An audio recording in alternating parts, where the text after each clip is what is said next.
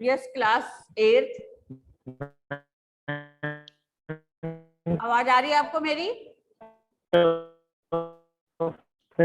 Yes ma'am, आ रही है ma'am. Yes बेटा, आज हम अपने वसंत पुस्तक से पाठ 12 सुदामा चरित पढ़ेंगे। बच्चों, सबसे पहले मैं आपको इस पाठ के बारे में बताना चाहूंगी कि सुदामा चरित जो है वो नरोत्तम दास जी ने लिखा है। किसने लिखा है? किसने लिखा है? मैम नरोत्तम दास जी ने लिखा है। मैम नरोत्तम दास हाँ, ने। इसके जो कवि हैं नरोत्तम दास जी हैं। तो हिंदी साहित्य के भक्तिकालीन कवियों में नरोत्तम दास जी का नाम सबसे प्रसिद्ध उसमें आता है। ठीक है, वे श्री कृष्ण की काव्यधारा के कवि थे। वो कृष्ण के भक्त थे और भगवान श्री कृष्ण के ही काव्यधारा के कवि भी थे। इनकी जो एकमात्र रचना है, जो इन्होंने एकमात्र रचना की है, वो सुदामा चरित ही है। इसके अंदर आपको इनके लिखे हुए काव्य मिलेंगे। इसी कृति के माध्यम से कवि को लोकप्रियता भी प्राप्त हुई है। मतलब इसी जो इन्होंने सुदामा चरित लिखा है, इसके द्वारा ही इनको सब लोग जानते हैं। इस रचना में देशज तथा तद्भव, तद्भव जो है हिंदी रूप होता है, ठीक है, शब्द युक्त आम बोल चाल की भाषा ने इसे आम आदमियों तक पढ़ने के लिए तथा समझने में उनकी मदद की है। मतलब इन्होंने बिल्कुल ही आम भाषा का प्रयोग करके इस काव्य को लिखा है, जिससे कि लोगों को इसको समझने में आसानी हो। इसमें ब्रज भाषा के सौंदर्य तथा माधुर्य निहित है। इनकी जो काव्य रचना है, इसके अंदर ब्रज भाषा का समावेश है। ठीक है, इस पाठ में श्री कृष्ण और सुदामा के माध्यम से सच्ची मित्रता का मर्म स्पर्शी उदाहरण प्रस्तुत किया गया है। ये जो कविता है आपकी सुदामा चरित, इस सुदामा चरित के माध्यम से एक सच्चे मित्र होने का उदाहरण, मर्म स्पर्शी यानी कि दिल को छू लेने वाले उदाहरण प्रस्तुत किए गए हैं। इनकी मित्रता को सच्ची मित्रता के आदर्श के रूप में देखा गया है। भगवान श्री कृष्ण और सुदामा की जो मित्रता है वो एक सच्ची मित्रता है और इसको एक आदर्श के रूप में देखा गया है। ऐसी मित्रता जो अनुकरणीय है, जिसका अनुकरण करने योग्य है। ठीक है, वर्तमान संदर्भ में यह मित्रता और भी महत्वपूर्ण बन जाती है। आज का जो समय है, आज के समय में लोग कोई भी ऐसा मित्र नहीं बनता जो कि आपके दुख सुख में काम आ सके। तो उसको देख करके हम कुछ सीख सकते हैं। भगवान श्री कृष्ण और सुदामा की मित्रता को देखकर हम सीख सकते हैं। ठीक है, जब व्यक्ति बुरे समय में अपने मित्र को पहचानने से भी इनकार कर देता है, तो श्री कृष्ण ने बुरे समय में सुदामा की मदद करके उन्हें अपने समान बना दिया था। कि किस प्रकार आज का जो युग है, आज के युग में लोग जब कोई बुरी परिस्थितियों में कोई उनका मित्र फंस जाता है, तो वो फिर उसकी तरफ ध्यान ही नहीं देते, उससे दोस्ती नहीं करते हैं। और यहाँ इस पाठ में आपने देखा है कि किस प्रकार से नरोत्तम दास जी बता रहे हैं कि जब भगवान श्री कृष्ण के मित्र सुदामा जो थे वो बहुत गरीब हालत में जब भगवान श्री कृष्ण से मिलने आते हैं, उनसे सहायता लेने के लिए आते हैं, तो किस प्रकार से बिना उनको बताए, बिना उनको जानकारी दिए, पीछे से उनको अपने समान ही राजमहल और सारी सुख सुविधाएं दे दी। तो अब आप यहाँ पर इस कविता के माध्यम से देखेंगे, शीश पगान झगातन में, शीश पगान झगातन में प्रभु जान को आही बसे कही ग्रामा, धोती फटी सी लटी दुपटी अरुपाय उपाहन को नहीं सामा, द्वार खड़ो दिज दुर्बल, द्वार खड़ो दिज दुर्बल, रहो चक्षो वसुधा अभिरामा, पूछत दीन दयाल को धाम, बतावत आपनो नाम सुदामा। इन पंक्तियों के माध्यम से नरोत्तम दास जी कहना चाहते हैं कि शीश पगान झगा तन में, यानी कि सिर के ऊपर तो पगड़ी नहीं है, पगा, शीश यानी कि सिर और पगा यानी पगड़ी, शीश पगा यानी सिर के ऊपर पगड़ी नहीं है जिसके, झगा तन में यानी झगा यानी कि कपड़े, तन यानी शरीर, शीश पगान झगा तन में यानी कि एक ऐसा दुर्बल सा कमजोर सा व्यक्ति आ करके हमारे दरवाजे पर खड़ा है, हमारे द्वार पर, हमारे महल के खड़ा है, जिसके ना तो सिर पर पगड़ी है, ना उसके तन पर कोई भी वस्त्र है। ठीक है, फिर वो जो आपके बताने जा रहे हैं भगवान श्री कृष्ण से, प्रभु जाने को आ ही बस एक ही ग्रामा की, हे प्रभु पता नहीं, जाने यानी पता नहीं, को अही आना आया, बसे कहीं ग्रामा मतलब कौन से गांव से बसा हुआ ऐसा व्यक्ति हमारे गांव में आ गया। ठीक है, जिस व्यक्ति के ना सिर पर पगड़ी है, ना तन पर वस्त्र हैं, ऐसा जो व्यक्ति है पता नहीं कौन से गांव से हमारे ग्राम में आ गया है। फिर आगे बोलते हैं धोती फटी सिलटी दुपट्टी, है ना, कि धोती जो पहना है पैरों में वो भी फटी हुई है, उसकी जो धोती है जो पैरों में पहना हुआ है वो भी फटी हुई है, और दुपट्टी जो उसने दुपट्टा डाला हुआ है वो भी बहुत बेला कुचैला सा लटका रखा है। धोती फटी सिलटी दुपट्टी, अरु पाय उपाहन को नहीं सामा, और पाय, पाय मतलब पैर, अरु मतलब और पैर में उपाना मतलब जूते, उपाना मतलब जूते नहीं सामा, मतलब ही उसके पैरों में जूते हैं। ठीक है, तो अब यहाँ पर आपकी लाइनें क्लियर हो रही है। शीश पगान झगा तन में प्रभु जाने को आही बसे कही ग्रामा, यानी कि एक ऐसा व्यक्ति हमारे द्वार पर खड़ा है जिसके सिर पर ना तो पगड़ी है ना ही उसके तन पर कोई वस्त्र है, धोती भी उसकी फटी हुई है, और उसने जो दुपट्टा अपने तन पर डाला हुआ है वो भी बहुत ही मैला कुचैला गंदा सा है, उसके पैरों में जूते तक भी नहीं है। फिर द्वार खड़ो दिज दुर्बल एक, ऐसा हमारे द्वार पर एक दुर्बल पतला दुबला सा व्यक्ति खड़ा है, रह्यो चक्षो वसुधा अभिराम, और वो बड़े ही आश्चर्य से हमारे इस नगर की धरती को देख रहा है, आश्चर्यचकित रूप से हमारे इस धरती को देख रहा है, हमारे महल इस राज्य की नगरी को वो बड़े ही आश्चर्य ढंग से देख रहा है। रह्यो मतलब रहना, चक्षो मतलब चकित भाव से, वसुधा यानी धरती, अभिरामा यानी इसकी सुंदरता, हमारे महल की, हमारे नगर की सुंदरता को बड़े ही आश्चर्य के साथ वो देख रहा है। पूछत दीन दयाल को धाम, और फिर क्या कर रहा है वो व्यक्ति कि हमारे दीन दयाल प्रभु आपको वो पूछ रहा है, आपका नाम लेकर के पूछ रहा है, और बतावत आपनो नाम सुदामा, और खुद का जो नाम है वो सुदामा बता रहा है, वो अपना नाम सुदामा बता रहा है। बतावत यानी बता रहा है, आपनो मतलब अपना नाम, सुदामा यानी वो अपना नाम सुदामा बता रहा है। तो क्लियर हुआ। शीश पगान झगा तन में प्रभु जाने को आही बसे कही ग्रामा, धोती फटी सिलटी दुपट्टी अरुपाय उपाहन को नहीं सामा, द्वार खड़ो दिज दुर्बल एक रह्यो चक्षो वसुधा अभिरामा, पूछत दीन दयाल को नाम बतावत आपनो सुदामा। तो यहाँ पर आपने अगर आप इस तरह से पंक्ति का अर्थ देखेंगे बच्चों, तो इसको किस तरह से क्लियर करेंगे कि श्री कृष्ण से मिलने के लिए गरीब सुदामा को देखकर जो द्वारपाल हैं, वो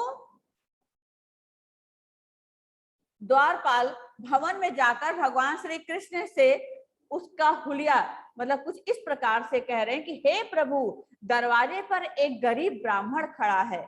क्या कह रहे हैं कि हे प्रभु, दरवाजे पर एक गरीब ब्राह्मण खड़ा है जो आपसे मिलना चाहता है, उसके सिर पर ना पगड़ी है और ना शरीर पर कोई कुर्ता या कपड़ा है। ठीक है, उसके पैरों में जूते के निशान तक नहीं है, ऐसा लगता है कि उसमें जूते खरीदने का सामर्थ्य भी नहीं है। दरवाजे पर खड़ा वह दुर्बल ब्राह्मण द्वारका के वैभव को अर्थात सुंदरता को आश्चर्यचकित होकर देखे जा रहा है। वह दीनदयाल अर्थात आपका धाम पूछ रहा है और अपना नाम सुदामा बता रहा है। क्लियर हो गया आप लोगों को? मीनिंग क्लियर हुआ? किसी को कोई भी ऐसे शब्द का अर्थ या कोई ऐसी लाइन जो आपको ना समझ में आई हो, मैं दोबारा बोलूंगी अभी यहीं पर।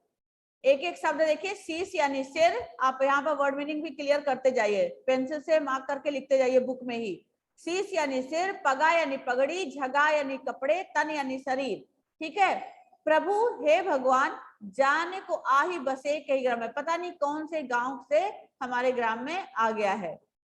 धोती फटी सिलटी दुपट्टी यानी फटी यानी फटा हुआ, और दुपट्टा भी उसका मैला कुचैला है। और उपाय उपाहन को नहीं सामा, यानी कि उसके पैरों में जूते भी नहीं है और ना ही लगता है उसको देख करके कि उसको जूते खरीदने का उसके अंदर सामर्थ्य है। द्वार खड़ो दिज दुर्बल, ऐसा एक पतला दुबला सा गरीब ब्राह्मण हमारे दरवाजे पर खड़ा है और द्वारिका की सुंदरता को देखकर आश्चर्यचकित हो रहा है।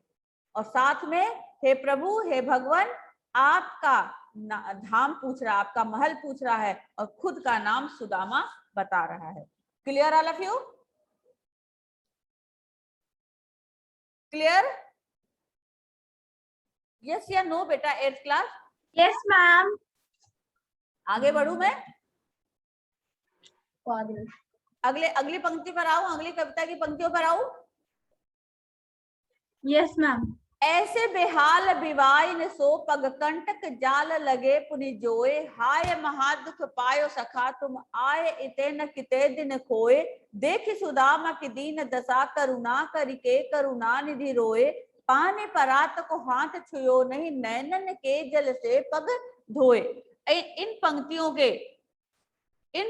के अर्थ आप देखिए कि जब भगवान श्री कृष्ण द्वारपाल के द्वारा बताया गया नाम सुनकर कि सुदामा अपना नाम वो सुदामा बता रहा, ऐसा नाम सुने जब भगवान श्री कृष्ण, तो एकदम अपने सखा को याद करके अपने राज सिंहासन से उठकर द्वार पर दौड़ पड़े और उसको खुद गले लगा करके महल के अंदर लेकर आए। और उसके बाद उसको देखकर उसके पैरों को अपने अपने सिंहासन पर उसको बिठा करके और उसकी हालत देखकर फिर बोलते हैं भगवान श्री कृष्ण कि ऐसे बेहाल बिवाइन सो, मतलब बिवाइन यानी कि जो पैरों में दरारें पड़ जाती है ना, बहुतों के आपने देखा होगा सर्दियों में ज्यादातर लोगों के पैरों में पीछे एड़ियों में दरारें पड़ जाती हैं, उसको बिवाइन बोलते हैं। तो ऐसे बेहाल बिवाइन सो मतलब इतने फटे हुए पैरों के साथ पग कंटक जाल लगे पुनः, जो उनके पैरों में उन दरारों के बीच में रास्ते में पैदल चल के आते हुए जो कांटे थे वो चुभे हुए थे, उनको वो पुनि जो यानी निकालने लगे भगवान श्री कृष्ण। और साथ में ये बोलते जा रहे हैं, हाय बड़ा दुख पायो सखा, कि हे मित्र तुमने बहुत दुख पाया, आए इते न किते दिन खोए, तुम इतने दिन पहले क्यों नहीं मेरे पास आए, कहाँ खोए हुए थे तुम, आए इते मतलब अब तक क्यों नहीं आए, न किते दिन खोए मतलब कहाँ खोए हुए थे, देखी सुदामा की दीन दशा करुणा करिके करुणा निधि रोए, यानी सुदामा की ऐसी दीन दशा देखकर, इतनी खराब हालत देख करके करुणा निधि भगवान श्री कृष्ण उनकी दया करके उनके ऊपर रोने लग जाते हैं, आंसुओं से रोने लग जाते हैं, अपने मित्र की ऐसी हालत देख करके वो रोने लग जाते हैं। उसके बाद पानी परात को हाथ छुयो नहीं नैनन के जल से पग धोए। पहले के समय में बच्चों जब कोई भी मेहमान या कोई बड़ा एक जगह से दूसरी जगह पर पहुंचता था तो उसके स्वागत में लोग जो है, जो उनके घर में उनके छोटे और कोई ऐसे होते थे, वो उनके पैरों को पानी से धोते थे, क्योंकि आज के टाइम की तरह से इतना हमारा जो साधन है, ट्रेन, एरोप्लेन, कार और बहुत सारी सुविधाएं हैं हमारे ट्रांसपोर्ट की, जिसके द्वारा लोग आराम से पहुंच जाते हैं।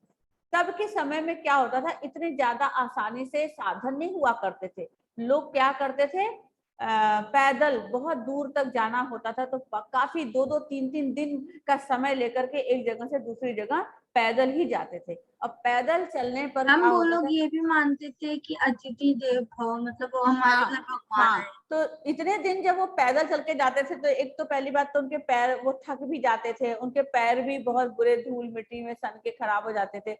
तो और उसके बाद लोग पहले, आज भी वैसे तो जो अच्छे घर होते हैं, जो अपने अतिथि का सम्मान करना जानते हैं, उनके नजर में यही है कि अतिथि देवो भव, लेकिन तब के समय में तो अतिथि को भगवान के रूप में ही माना जाता था। तो और उनके स्वागत में इसी तरह से परात बड़े से थाल में पानी भर के उनके पैरों को थोड़ी देर उसके अंदर छोड़ दिया जाता है, कि जानते हो ना पानी में जब अपने हमारे पैर थके हुए पड़ जाते हैं तो हमें बहुत आराम मिलने लग जाता है, तो उनको आराम देने के लिए परात बड़े थाल में पानी भर के उनके पैरों को रखा जाता है थोड़ी देर। उसके बाद उसको रगड़ रगड़ के उनकी धूल मिट्टी को साफ करके धो करके अच्छे से, फिर उनको कपड़े से पोंछ के, फिर थोड़ी सी तेल मालिश वालिश करके उनको, मतलब कि अब आपको आराम हो गया, अब बैठिए। उसके बाद उनको जलपान और नाश्ता पानी का इंतजाम कराया जाता है।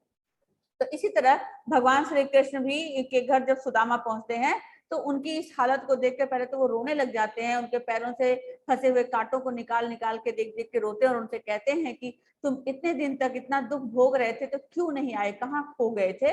और पानी परात जो उनके सेवक उनको पैरों को धोने के लिए पानी में भर के परात लेकर आते हैं, उसको उन्होंने हाथ से छुआ तक नहीं, अपने आंखों के आंसुओं से ही उनके पैरों को धो लिया। मतलब इतने आंसू उनके आंखों से भगवान श्री कृष्ण के निकल रहे थे कि उन आंसुओं से ही सुदामा के पैर धुल गए, गीले हो गए और उसी से ही वो धुल गए। ठीक है, तो ऐसे बेहाल बिवाइन सो पग कंटक जाल लगे पुनि जोए, हाय महादुख पायो सखा तुम आए इते न किते दिन खोए। देखी सुदामा की दीन दशा, करुणा करी के करुणा निधि रोए। पानी परात को हाथ छुयो नहीं, नैनन के जल सो पग धोए। तो इन पंक्तियों के माध्यम से कवि ने दया के सागर भगवान श्री कृष्ण का मर्म स्पर्शी वर्णन किया है, किस तरह से वो दया के सागर हैं और उनके दिल में ममता भरी हुई है। कवि कह रहे हैं कि कृष्ण ने जब सुदामा के पैरों को धोने के लिए हाथ लगाया तो देखा कि उनका हाल तो बेहाल है, उनके पैरों में बहुत से कांटे चुभे हुए हैं। उस हालत को देखकर भगवान श्री कृष्ण जो है व्याकुल हो कृष्ण सुदामा से कहते हैं कि हे मित्र, तुमने अपार दुख भोगा पर यहाँ क्यों नहीं आए? इतना दुख भोगने के बाद तुम यहाँ मेरे पास क्यों नहीं आए? ऐसे हाल में कहाँ थे? अपने दिन कहाँ बिता रहे थे? सुदामा की ऐसी दयनीय दशा देखकर करुणा के सागर करुणा निधि जो है वो भर भर भर कर रोने लग जाते हैं। ठीक है, और रोते हुए कृष्ण की आंखों से इतने आंसू गिरे कि उन्होंने उस परात के पानी को छुआ तक नहीं और अपने आंसुओं से ही सुदामा के पैरों को धो दिए। Clear? Clear? 8th class? Yes ma'am. Next, अगले पंक्तियों में कवि नरोत्तम दास जी कहते हैं, अब जब भगवान श्री कृष्ण और सुदामा मतलब अब मिल जाते हैं और आपस में इनके दुखों को देखकर बढ़ जाता है, तो थोड़ा सा भगवान श्री कृष्ण उस दुख को दूर करने की कुछ हंसी मजाक की बातें करने के लिए अपने दोस्त से, जैसे जब अपने दोस्तों को देख करके हमारे मन में एक खुशी का भाव अपने आप से उत्पन्न हो जाता है। आपके भी कोई दोस्त जब बहुत दिनों के बाद आपसे मिलते हैं तो आपके भी मन में अपने दोस्त को देखकर उसके साथ खूब सारी बातें करने का, पहले की बातों को याद करने का, जो आपके साथ पहले कभी एक दोनों के साथ रहते हुए बीता है, वो सब याद करने का मन करने लग जाता है। तो इसी तरह से भगवान श्री कृष्ण सुदामा से कहते हैं कि कछु भाव भी हमको दिए, सो तुम काहे न देत, चापी पोटरी काख में रहे काहे, कहो काहे के ही हेतु। यानी कि देखा भगवान श्री कृष्ण ने कि सुदामा जो है एक छोटी सी पोटली कपड़े में बंधी हुई उसको छुपा रहे हैं, अपने हाथ के यहाँ बगल में साइड में रख के उसको ऐसे छुपाने का प्रयास कर रहे हैं। तो भगवान श्री कृष्ण की आंखों से वो चीज बच नहीं पाता है और वो सुदामा से कहते हैं कि अगर भाभी ने मेरे लिए कोई उपहार स्वरूप कोई चीज दिया है तो मुझे क्यों नहीं दे रहे हो? किसके लिए? क्यों छुपा रहे हो? ठीक है, कछु भाव भी हमको दियो, क्योंकि पहले के समय में जब हम आज भी देखो आपके घर में जब कोई मेहमान आते हैं तो आप सबके लिए कुछ ना कुछ खाने की फल फ्रूट मिठाइयाँ ऐसे लेकर आते हैं कि नहीं आते हैं? लेकर आते हैं ना। तो इसी तरह पहले भी जब कोई अपने घर दूसरे रिश्तेदारी में या मिलने दोस्तों के घर कोई जाता था तो कुछ ना कुछ अपने लिए सामान अपने दोस्त के लिए लेके जाता था। अब सुदामा के पास अपने खुद के खाने के लिए कुछ नहीं था, उनकी हालत खराब थी, तो वो क्या ले जा सकते थे? तो उनकी पत्नी ने किसी अड़ोस पड़ोस से मांग करके थोड़े से कच्चे चावल एक कपड़े में बांध के दे दिया था कि तुम अपने मित्र को ये उपहार स्वरूप दे देना। लेकिन जब सुदामा कृष्ण के महल में पहुंचते हैं तो उनका इतना धन दौलत वैभव अपार सुंदरता देख करके आश्चर्यचकित हो जाते हैं और अपने मन में सोचते हैं कि इतने आलीशान महल में रहने वाले ऐसे राजा भगवान कृष्ण को मैं क्या ये गरीब छोटा सा चावल देता हुआ अच्छा लगूंगा है? इसलिए उस चावल को पोटली को वो अपने हाथ के साइड में रखकर छुपाने का प्रयास करते, क्योंकि उनके बदन पे कोई कपड़े नहीं थे कि कोई जेब हो या कुछ हो उसके अंदर वो छुपा सकें, इसलिए अपने हाथों के साइड में रख करके वो छुपाने का प्रयास कर रहे थे कि कृष्ण को पता ना चले कि मैं उनके लिए बताओ कच्चे चावल थोड़े से लेकर के आया हूँ। लेकिन कृष्ण की नजरों से वो बच नहीं पाता और वो उसके लिए उसको हंसी ठिठोली करते हुए कहते हैं कि कछु भाभी हमको दिए, अगर मेरी भाभी ने सुदामा की पत्नी ने अगर मुझे कुछ दिया है तो तुम काहे न दे, तुम मुझे क्यों नहीं दे रहे हो? चापी पोटरी कांख में, यानी कि अपने हाथ के बगल कांख में छुपा रहे हो, कहो के ही हेतु, किसके लिए? किसके लिए छुपा रहे हो? फिर अब आगे भगवान श्री कृष्ण कहते हैं, आगे चना गुरु मात दये थे, लये तुम चाबी हमें नहीं दीने, श्याम कहो मुस्काय सुदामा सो, चोरी की बान में हो जो प्रवीणे, पोटरी कांख में चापे रहे तुम खोलत नाही सुधारस भीने, पाछली बान आजो न तजो तुम, तैसे ही भाभी के तंदुल कीन्हे।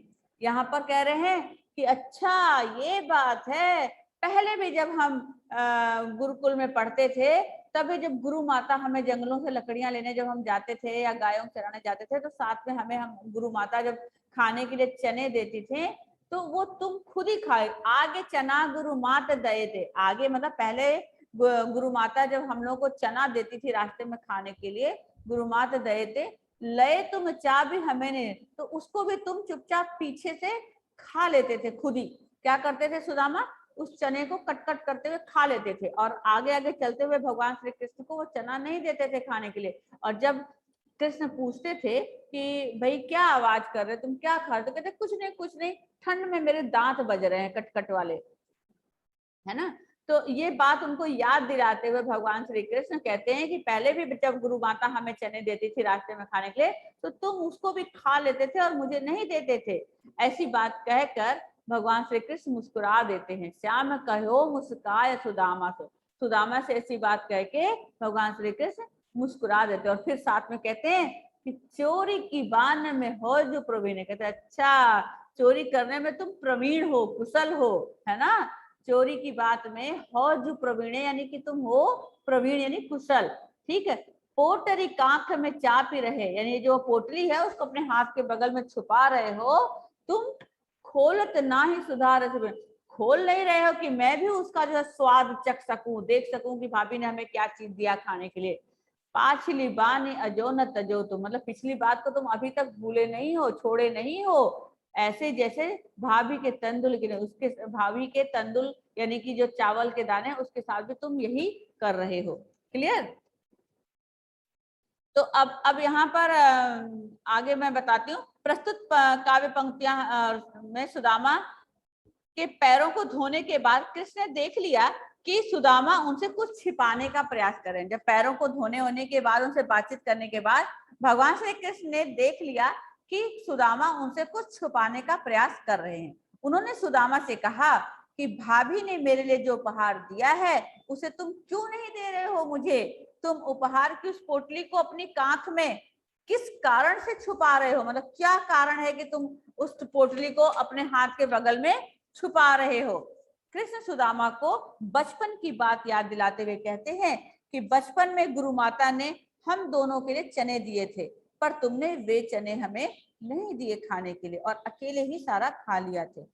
श्री कृष्ण ने चुटकी लेते हुए यानी मजा लेते हुए कहते हैं कि मित्र, चोरी की आदत में तो तुम पहले से ही कुशल हो। आज भी प्रेम रूपी अमृत रस में सने चावलों की पोटली को अपनी काख में छिपाने का प्रयास कर रहे हो। यानी आज भी जो भाभी ने मुझे प्रेम से भरा हुआ ये अमृत रूपी चावल के दाने दिए हैं, उसको भी तुम छुपा रहे हो, मेरे सामने नहीं दे रहे हो। मित्र, तुम्हारी पिछली आदतें अभी ज्यों की त्यों हैं, यानी गई नहीं है तुम्हारे अंदर से। तुम उन्हीं आदतों के वशीभूत होकर, यानी उसी आदतों के कारण तुम भाभी द्वारा दिए हुए चावलों को भी मुझसे चुराने की कोशिश किए जा रहे हो, यानी छुपाने का प्रयास कर रहे हो। क्लियर? क्लियर बेटा? क्लियर? यस या no? 8th class? Yes ma'am. अगर आपको इनमें से कोई लाइन आपको क्लियर नहीं हुई है तो आप मुझे बता सकते हैं। तीनों पंक्तियां आपकी कविता की कंप्लीट हो गई, क्लियर हो गया मीनिंग? अब मैं आपसे पूछूंगी, आप लोगों से पूछूंगी नेक्स्ट क्लास में। आ रही बात समझ में? Yes ma'am.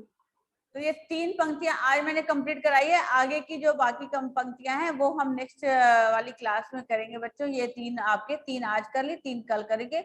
और जो पिछली क्लास हुई है, आज की जो क्लास हुई है, जो मैंने तीनों पंक्तियां आपको सुनाई समझाई है, उनको मैं आप लोगों से पहले पूछ लूंगी, फिर तब मैं आगे बढ़ूंगी। क्लियर?